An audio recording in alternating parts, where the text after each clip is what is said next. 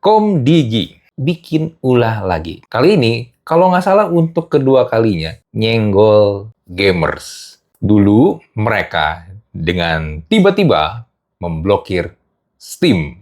Nah, sekarang mereka bikin sistem rating umur yang dinamakan IGRS, yang kepanjangannya Indonesia Game Rating System. Tapi penerapannya kacau balau, karena banyak game yang diberikan rating tapi ngawur. Nah, di episode Thinking Room kali ini, mari kita bedah bareng-bareng kelucuan dari Komdigi ini. Bicara tentang Komdigi, yang dulu namanya Kominfo, sebenarnya aduh gimana ya? Gini, kementerian yang satu ini boleh dibilang adalah bukan kementerian yang menjadi prioritas utama di setiap kabinet pemerintahan. Makanya, kalau lu perhatikan, orang-orang yang mengisi posisi menteri atau mungkin jajarannya itu kebanyakan adalah orang-orang yang tidak punya kompetensi, tidak punya pengalaman, tidak punya knowledge tentang yang namanya dunia digital. Makanya nggak heran, contoh mungkin menteri sebelumnya, Budi Ari, dia itu kan bukan pelaku industri digital. Come on lah. Dia itu adalah ketua tim ses Jokowi. Dia itu ketua Projo yang akhirnya dikasih posisi menteri menggantikan menteri yang sebelumnya. Ya karena menteri yang sebelumnya juga ada kasus. Nah, jadi dialah yang mengisi. Kalau masih ingat dulu kan ada kekacauan Pusat Data Sementara Nasional (PDSN) yang dihack sampai nggak bisa diakses. Nah, lu lihat aja responnya dia kan. Oh, nanti tinggal diginiin. Nanti ya bang, kayak seakan-akan tuh tinggal ada tombol dipencet. Nah, dan pas lagi zaman dia juga lah, Steam diblokir. Nah, setelah ganti nama dan sekarang posisi menterinya dipegang oleh Mutia Hafid, yang gue lihat sebenarnya permasalahannya masih kurang lebih sama, yaitu kebingungan dalam melakukan pekerjaan di bidang komunikasi dan digital. Dan akhirnya, banyak sekali setiap kali mereka terlihat mau bekerja, yang ada sering menimbulkan dampak yang merugikan. Contohnya adalah di kasus yang sekarang, IGRS, Indonesia Game Rating System. Nah, untuk konteks, buat yang nggak tahu IGRS itu apa, jadi pada dasarnya ini adalah sistem klasifikasi game dari Komdigi buat ngelabelin game berdasarkan usia dan isi konten gamenya. Tujuannya, pertama, membantu publisher game memasarkan gamenya sesuai dengan norma yang ada di Indonesia. Dan membantu pemain plus orang tua memilih game yang sesuai dengan usia anak. Nah, kalau melihat tujuannya sebenarnya bagus. Gue akuin bagus, karena game itu pada dasarnya memang butuh adanya rating. Jadi game ini cocoknya untuk di usia berapa? Minimal usianya itu berapa? Jangan sampai kan misalnya anak baru berumur, let's say 3 tahun, terpapar dengan game yang mengandung kekerasan, misalnya seperti Mortal Kombat, ya kan nggak cocok lah buat mereka untuk menyaksikan game fighting yang brutal seperti itu. Nah, cuma yang perlu kita ingat adalah ini yang punya kebijakannya, idenya lahir dari pemerintah. Nah, biasanya pemerintah kalau punya gagasan, punya ide, walaupun bagus, tapi seringkali dalam eksekusinya, dalam pelaksanaannya, lebih sering berantakan. Contoh MBG. Nah, payung hukumnya ini ada di Permen Kominfo nomor 2 tahun 2024 tentang klasifikasi game. IGRS sendiri sebenarnya tuh sudah ada sejak tahun 2016. Ini diluncurkan di Backcraft Game Prime 2016. Jadi sebenarnya hal ini bukanlah barang baru. Dan inti aturannya yang di Permen Kominfo tahun 2024 ini, publisher itu wajib mendaftar sebagai PSE lingkup lewat OSS berbasis resiko. Lalu melakukan klasifikasi mandiri lewat portal atau sistem online Komdigi. Setelah itu hasilnya diuji kesesuaiannya oleh penguji klasifikasi game yang ditetapkan oleh Menteri. Kalau belum ada penguji, uji kesesuaian dilakukan oleh kementerian. Nah, untuk kategori usianya yang berlaku itu ada 5. Yang pertama adalah 3+, 7+, 13+, 15+, dan 18+. Rinciannya kira-kira begini. Ini gue bacain aja ya. Ini gue ambil dari website Komdigi. Untuk usia 3+, kontennya harus sangat bersih. Tidak boleh ada rokok, alkohol, narkotika, kekerasan, darah, mutilasi, bahasa kasar, humor dewasa, pornografi, judi, horor yang menyeramkan, dan fitur chat daring. Untuk 7+, larangannya mirip dengan penekanan tambahan bahwa darah yang muncul tidak boleh menyerupai darah asli dan tetap tidak boleh ada chat daring. Umur 13+, aturannya mulai lebih longgar, masih tidak boleh ada rokok, alkohol, narkotika, mutilasi, humor seksual, pornografi, judi, atau horor ekstrim, tapi game boleh punya kekerasan terbatas pada tokoh animasi yang mirip manusia, dan boleh punya chat daring asal ada fitur penyaring bahasa kasar, umpatan, dan istilah seksual. Lalu untuk usia 15+, kontennya masih dibatasi soal rokok, alkohol, narkotika, mutilasi, pornografi, judi, dan horor ekstrim. Tapi game boleh menampilkan darah, boleh menampilkan tokoh menyerupai manusia dengan bagian tubuh tertentu yang tidak terbuka, dan boleh punya chat daring dengan filter yang sama. Ada juga ruang untuk humor dewasa yang tidak berkonotasi seksual.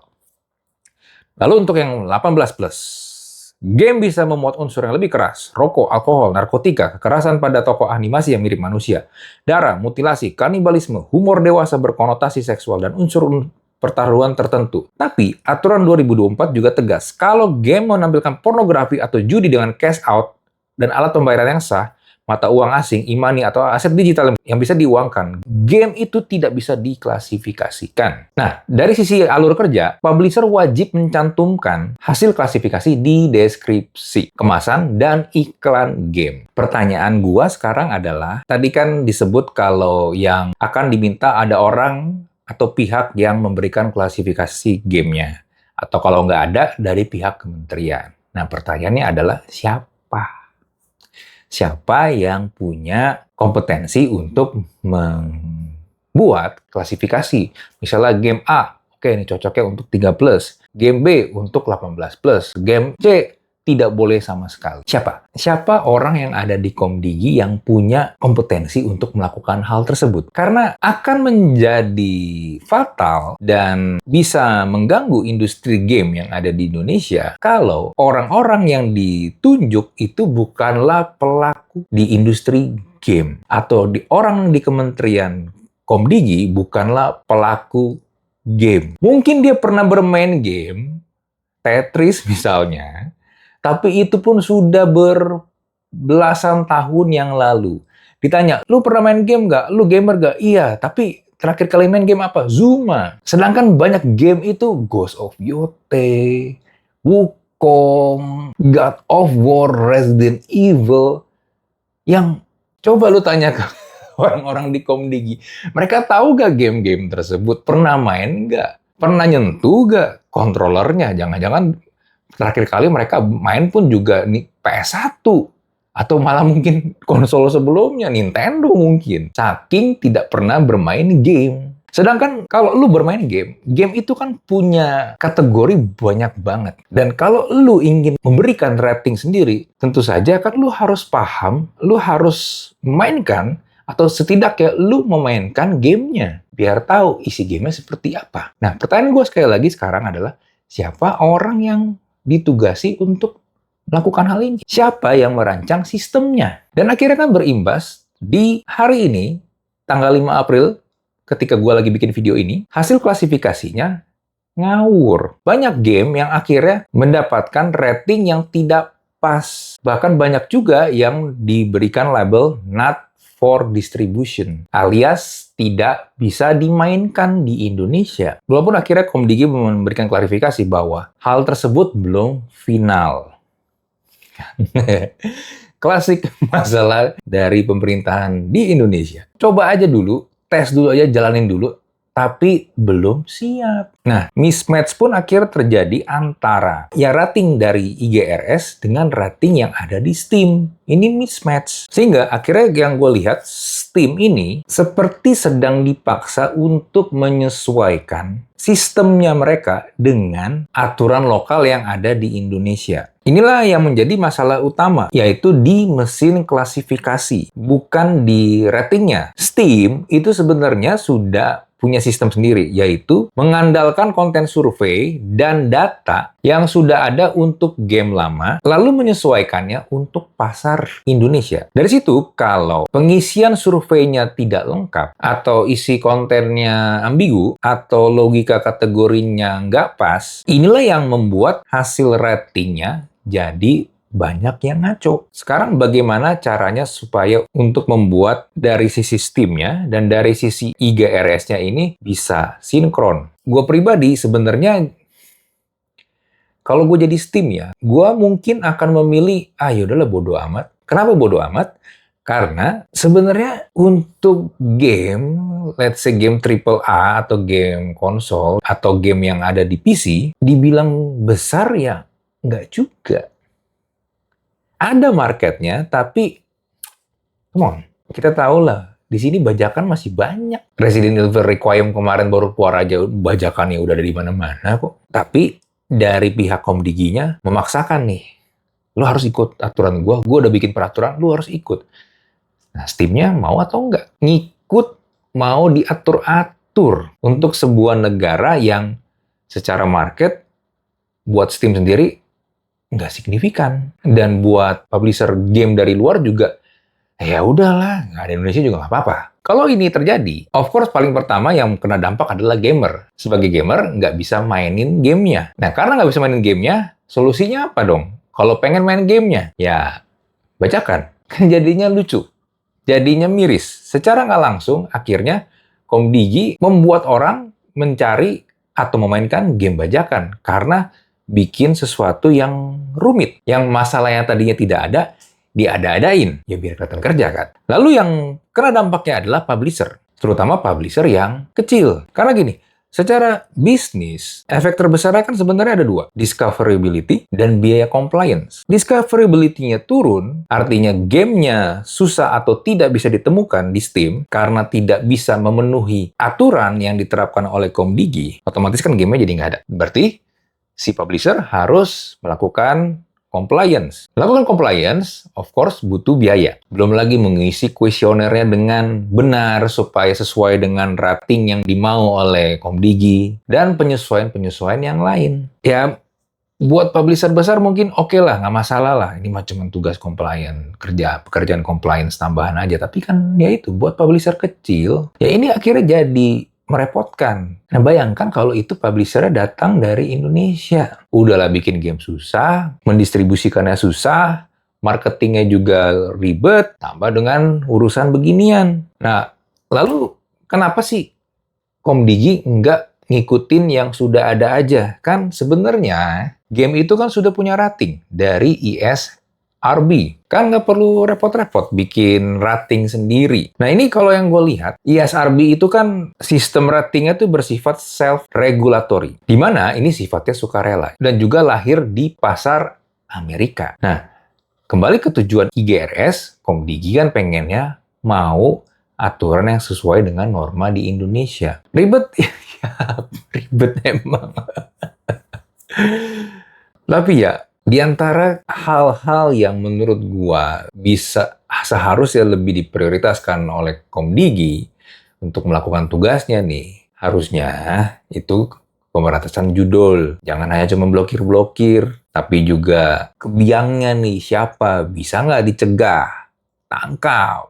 Lalu penipuan online, belum lagi call spam yang tiap hari datang, pasti dia juga ngalamin kan. Kebocoran data, keamanan data, itu yang menurut gua harusnya menjadi PR penting dan krusial buat Komdigi. Ya, sekarang ngurusin beginian, ya bagus, tapi apakah krusial? Menurut gua enggak. Karena gini deh, oke lah memang pengen sesuai dengan norma yang ada di Indonesia. Tapi, come on, gue main game udah lama.